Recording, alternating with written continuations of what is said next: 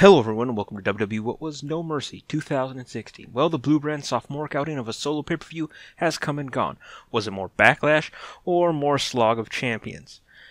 Well, I'm going to be upfront and honest with you right away. No Mercy was great. It really was. It was a really great night of wrestling. Really enjoyable. It didn't drag like Clash of Champions did, and it felt a lot like Backlash. It was really good. And a big part of why I enjoyed it is how it started off in what can be only described as the weirdest booking decision ever, and can only be explained by Vince McMahon wanted to go watch the presidential debate.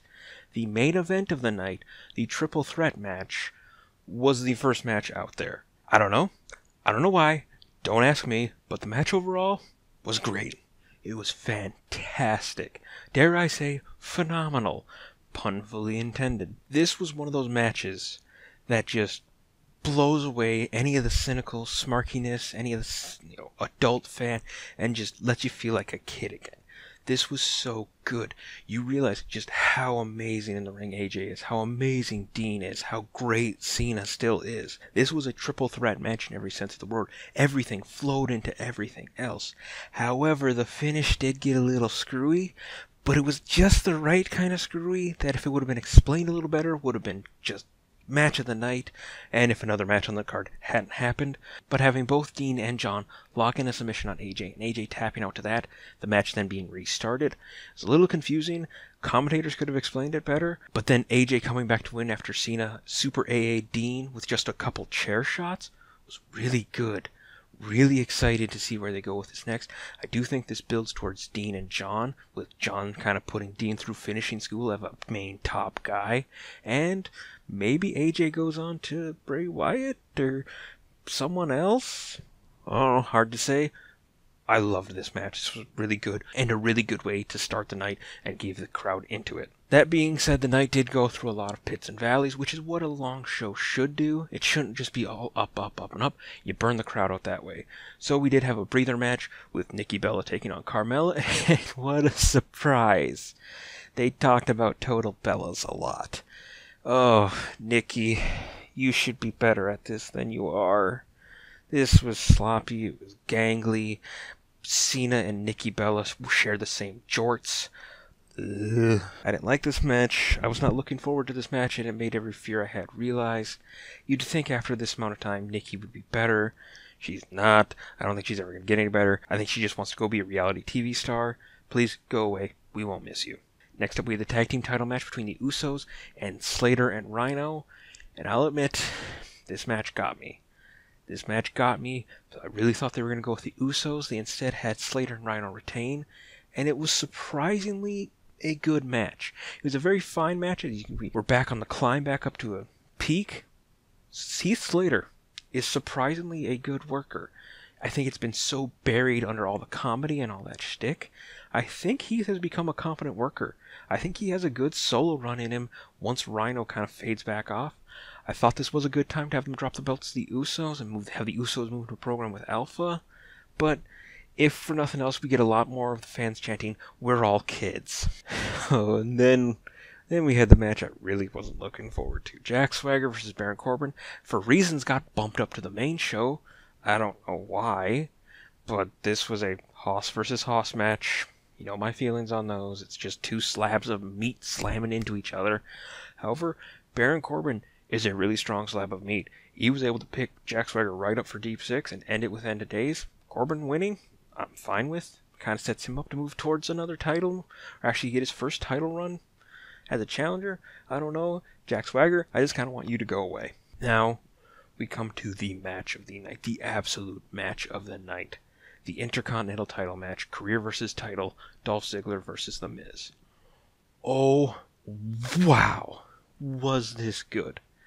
This is, the best way I can describe it, is a classic wrestling match, classic 80s styles wrestling match, done with 2016 workers, guys who can do all these athletic spots, make everything look crisp, everything look clean. Oh, yes, there were a few botches with Miz going for the bounce-off powerbomb, but that kind of added to it, especially since Dolph was countering out of most of those. The kind of full montage they did of the entire feud with the spray bottle, Miz trying to cheat, the Spirit Squad, and Dolph Ziggler winning with a shoeless super kick. This is what the Intercontinental title should be. This should have been the main event if you're going to put the main event at the start of the show. This should have closed the show. This was so good. Would have been a great way for people to go home on. Dolph, this establishes him as a star. It establishes him right where he should be. That kind of Mr. Perfect top workhorse face. Really good. And again, this was another one of those moments that just made me so happy to be a wrestling fan. Because it just seared through all the cynical. Yes, we all know it's predetermined. Yes, we all know all that.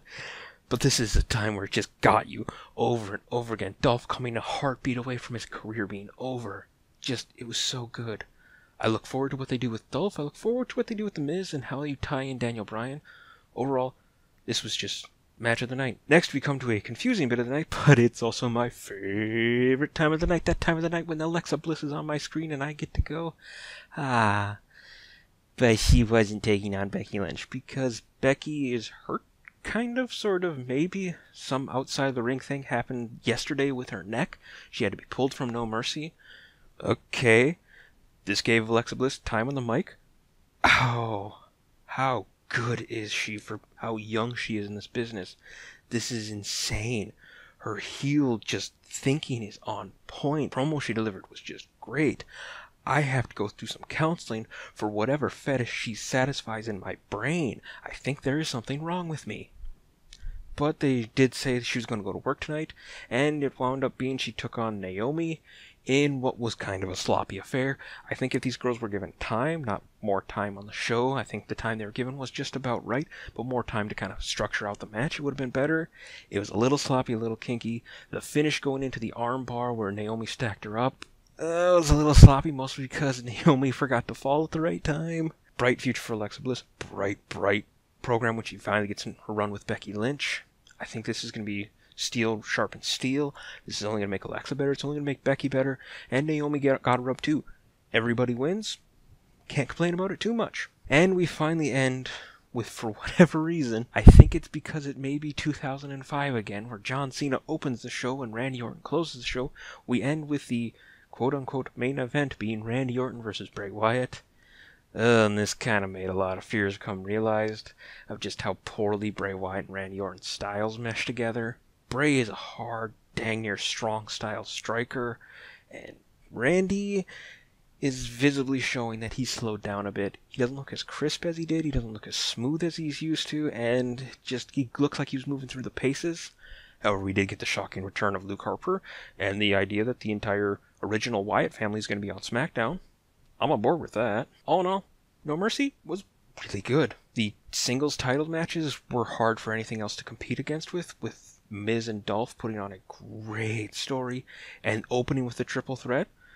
Yeah, it makes sense now in retrospect to do. I do think it always should end the show rather than start the show, but given this scenario of it going against Sunday Night Football as well as the presidential debate, I can see the logic there. That all being said, great night wrestling, and I'm going to wrap this one up. If you like this video and if you like No Mercy, please hit the like button to let me know. Also, you should subscribe for 5 new videos a week because, man, I love wrestling. Also, comment down below. What do you think about Dolph being the new Intercontinental Champion? Would you rather have seen him got released? Would you rather have seen his career be over and the storytelling that could happen there? Let me know. And as always, if you don't like this video, you don't like my face, there's a button where you can sort those emotions with around here somewhere. And until next time, that WWE was No Mercy.